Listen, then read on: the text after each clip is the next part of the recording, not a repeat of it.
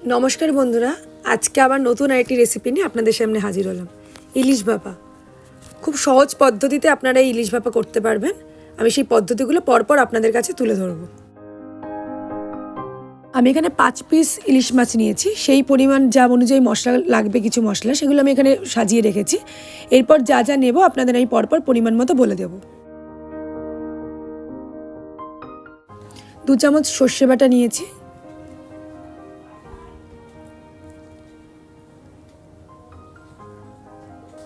2 চামচ পোস্ত বাটা নিয়েছি,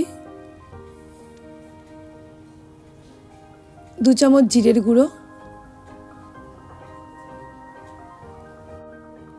2 চামচ কাশ্মীরি লঙ্কার গুঁড়ো, সামান্য মিষ্টি, স্বাদ মতো লবণ নিলাম।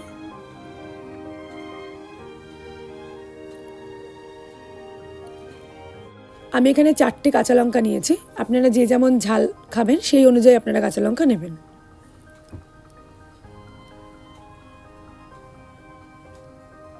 দু চামচ মতো হলুদ নিয়েছি, হাফ কাপ মতো সর্ষের তেল নিয়েছি। এরপর ভালো করে এই মিশ্রণটিকে মেখে নিতে হবে।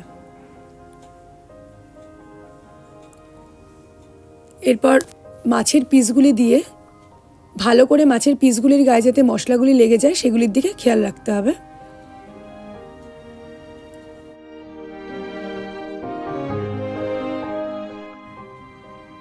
এবার পাত্রটি ভালো করে ঢাকনা দিয়ে টাইট করে আটকে নিয়েছি।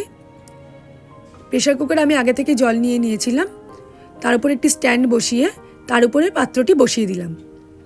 এরপর প্রেসার কুকারে হুইসেল এবং রাবারটি খুলে দিয়ে ঢাকনাটি আটকে দিলাম, যাতে ভাপে ভাপে এটি সুন্দর সুসিদ্ধ হয়ে যায়। খুলে দিয়ে যাতে ভাপটা বেরিয়ে যায়, হুইসেলটা এই কারণেই খোলা। এভাবে আমি প্রেসার কুকারটি আধ ঘন্টা রেখে দিলাম। আধ ঘন্টা পর আমি প্রেসার কুকারের ঢাকনাটি খুললাম। এখন টিফিন বাটিটি জল থেকে তুলে নেব।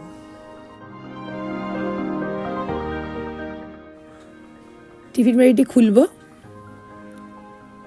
এবার দেখুন কত সুন্দর হয়েছে দেখতে। এবার গরম গরম ভাতের সাথে পরিবেশন করুন। খেয়ে দেখবেন কত সুস্বাদু।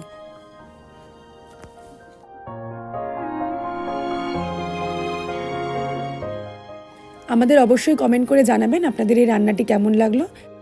ভিডিওটি ভালো লাগলে অবশ্যই সাবস্ক্রাইব করে দেবেন এবং শেয়ার করে দেবেন। আজকে এখানেই শেষ করলাম। টাটা।